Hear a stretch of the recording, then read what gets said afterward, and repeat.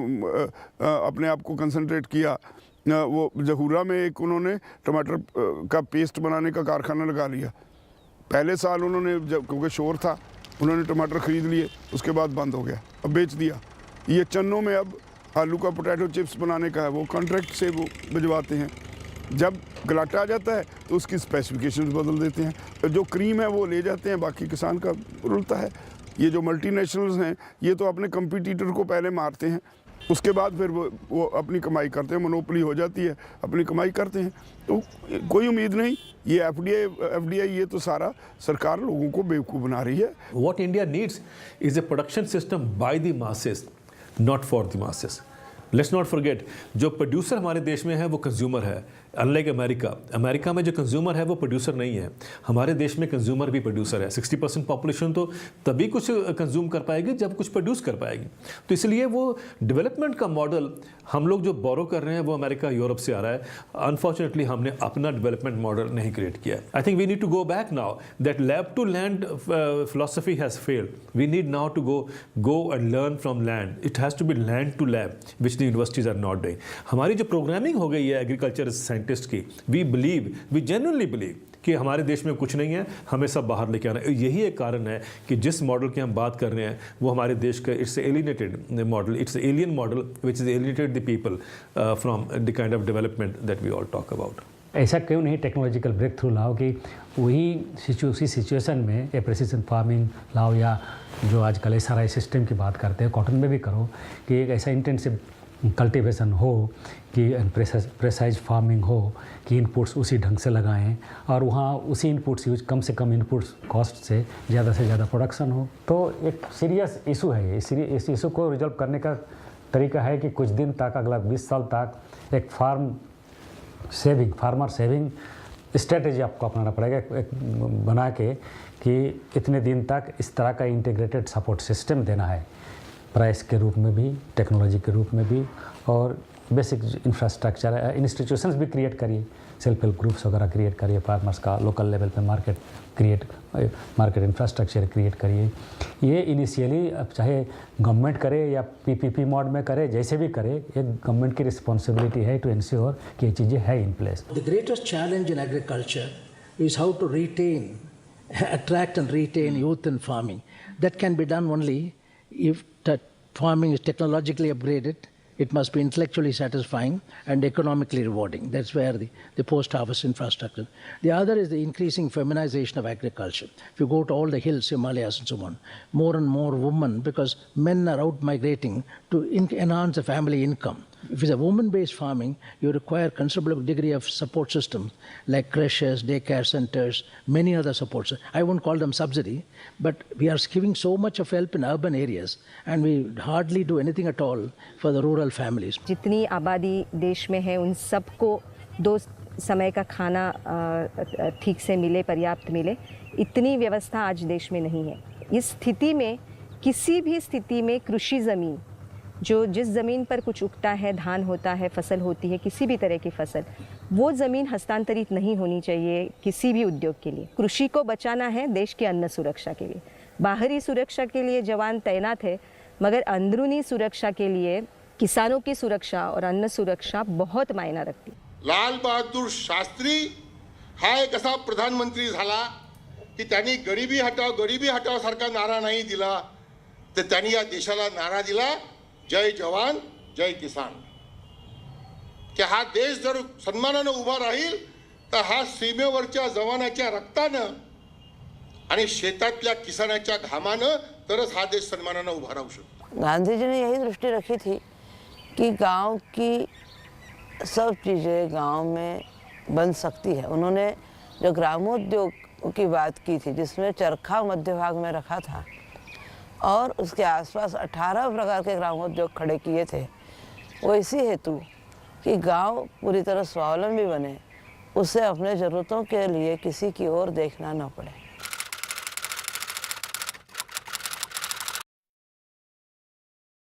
The epic Mahabharata proclaims that goodness always shall triumph in the end. Motivated by this truth, government whispered its willingness to adopt NREGA.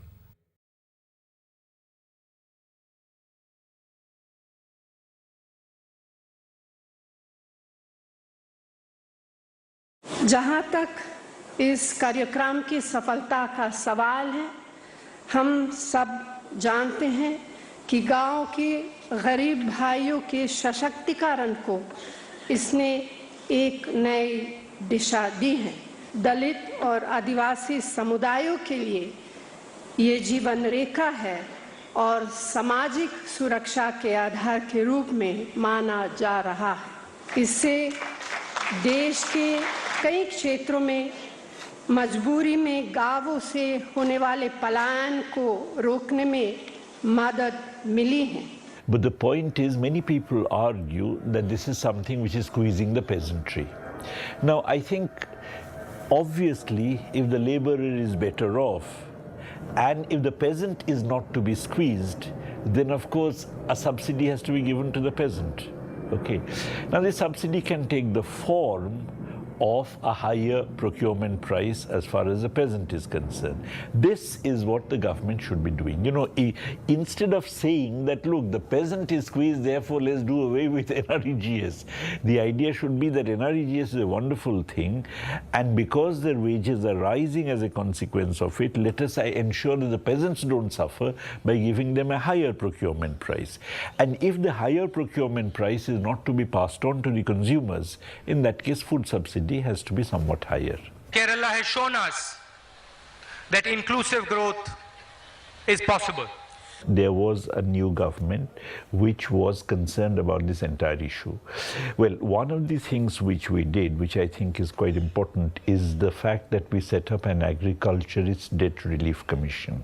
On the whole, I think setting up this commission, quite apart from the magnitude of debt settlement, itself had a very positive impact. We insisted that if we are going to have even a modicum of food security, and even to protect the peasantry against these kinds of price drops, then we need to move to food crop production. That's the second major initiative we did. That was done in a number of different ways. One way is that we actually brought in a law that paddy land cannot be diverted to other uses. The second thing we did, of course, is that the procurement prices for paddy were jacked up much higher than the central government procurement prices. The third thing we did is that we actually had procurement operations apart from the FCI and the Civil Supplies Corporation, which used to do it on behalf of FCI. We involved cooperatives in procurement, therefore procurement went up. The fourth thing we did is that, you see, it's not enough to procure paddy. If it is going to be made available, then milling has to be done locally. We didn't have enough milling capacity, so we set up rice mills. Otherwise, the transport costs were very high. So we did a number of things in order to encourage. And then all panchayats were encouraged to expand the land under paddy production by about 10% or something like that. There was some target given. The fact that more money from the plan outlay was going into the rural areas, and there was this belief that this is a government which cares for the peasantry, we had a situation where the suicide stopped.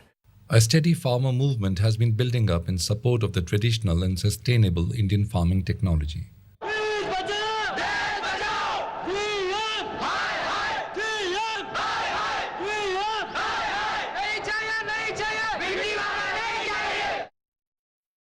This also gave hope to traditional seed growers to take their message forward.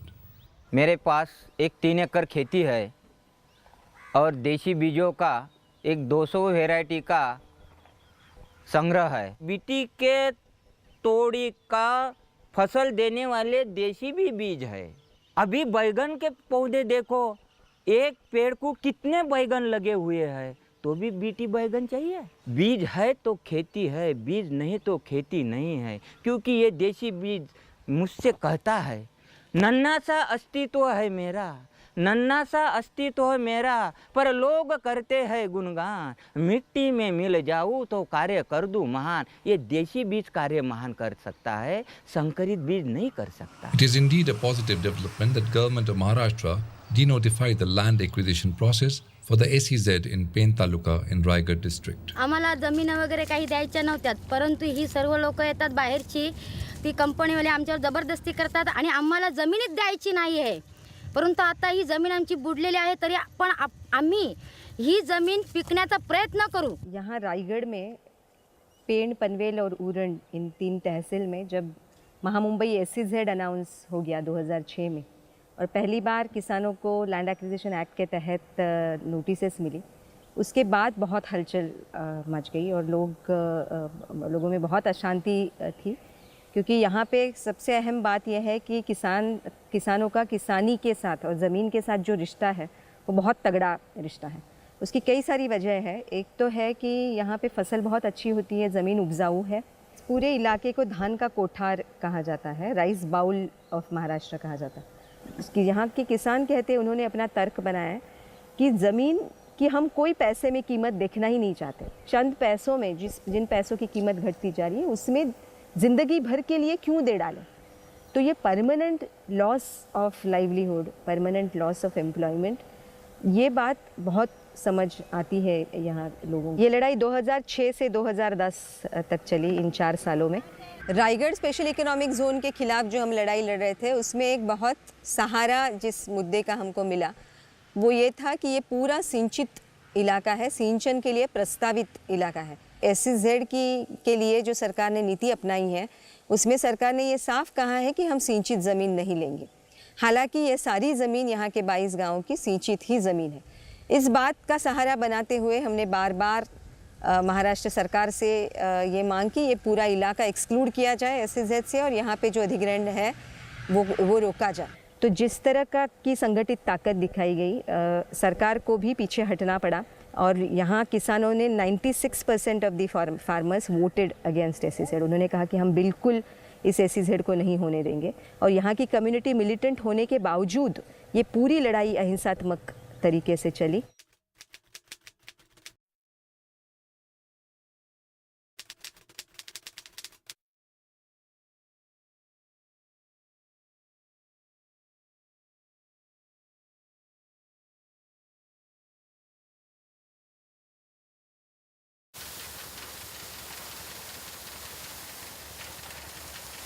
A time has come to restore the greatness of Indian peasantry by bestowing upon them a greater share of nation's riches, by giving them justice, pride and dignity. This is the only way for our great nation to truly regain its ancient splendor, grace and memory for their dead. Only then would Lakhvinder Singh not regret becoming a farmer, and Satbir Kaur could fulfill her father's wish to become a police officer and march on Rajpath. That would be the day when the Indian farmer can stand as tall as the iconic Bombay Stock Exchange. Jai Hind. ਜਦੋਂ ਤੱਕ ਰਾਤ ਬਾਕੀ ਹੈ ਸੰਭਲ ਕੇ ਹਰ ਕਦਮ ਰੱਖਣਾ ਜਦੋਂ ਤੱਕ ਰਾਤ ਬਾਕੀ ਹੈ ਮਸ਼ਾਲਾਂ ਬਾਲ ਕੇ ਚੱਲਣਾ ਜਦੋਂ ਤੱਕ ਰਾਤ ਬਾਕੀ ਹੈ ਸੰਭਲ ਕੇ ਹਰ ਕਦਮ ਰੱਖਣਾ ਜਦੋਂ ਤੱਕ ਰਾਤ ਬਾਕੀ ਹੈ ਮਸ਼ਾਲਾਂ ਬਾਲ ਕੇ ਚੱਲਣਾ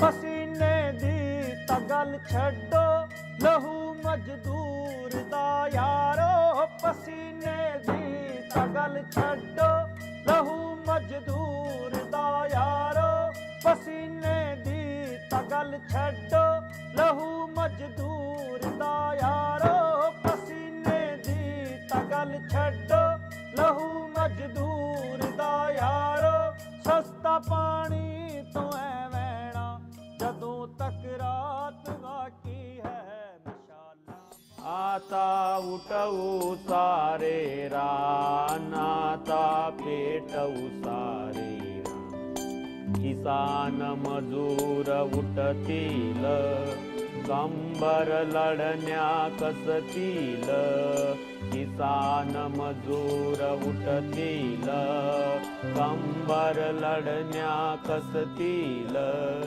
एकजुटीने मशाल घेऊन एकजुटीने मशाल घेऊन पेटवतील हे रात पेटवतील हे रात आता उठवू सारे रानाता पेटवू सारे रान आता उठवू सारे रान